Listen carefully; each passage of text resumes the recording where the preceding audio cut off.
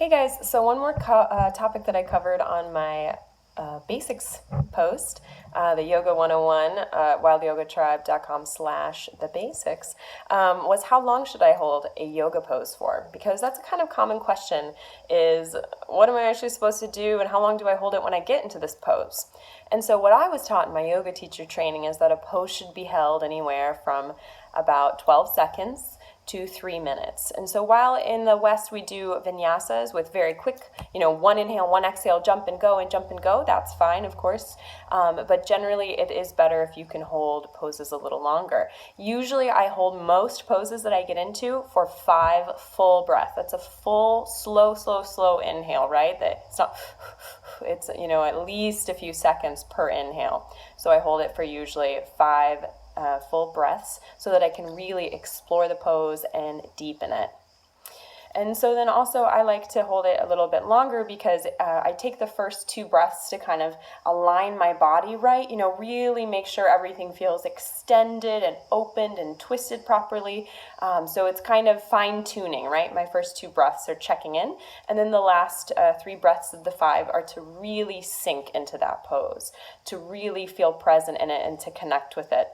Because yoga is about connecting the mind to the body. If we're staying in the mind and we're just like, oh, is my arm straight? Oh, am I perfectly aligned? Is my knee at a right angle? Is my back foot at 45 degrees? If you have all these questions, you're staying in your mind.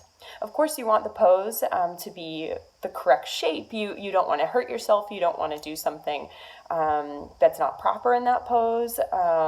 You want to try to achieve the right shape or work on, going towards that correct shape. But you also want to be able to melt into your body as well to get that real benefit of the practice of calming the mind and unifying the mind and the body. So that's why I think 5 breaths is a good amount. Also in Ashtanga, I'm a big fan of that style of yoga. We do hold most breaths for 5 full inhale and exhales, and sometimes at the end of the practice, there's more breaths per asana. Because again, the more breaths, sometimes I kind of think the more benefit. You, of course, should never keep going in a pose if you feel a sharp pain. It's that sharpness of the pain that pushes you away from the pose to know that you should back off and move to a different asana. But if you're feeling that kind of dull, aching, kind of stretching, you're welcome to stay in and kind of just, explore it, sink into it. It's okay to be with that discomfort. You don't have to push it away.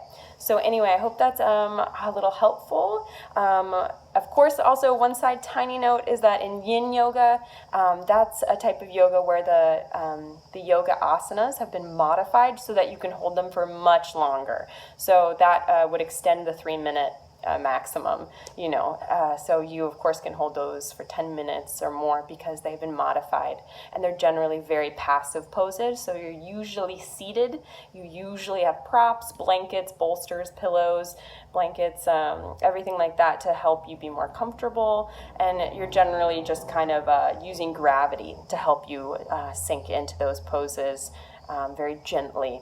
And so yin yoga is not what we're talking about. We're just talking about hatha and vinyasa and that kind of a question of how long should I hold things for.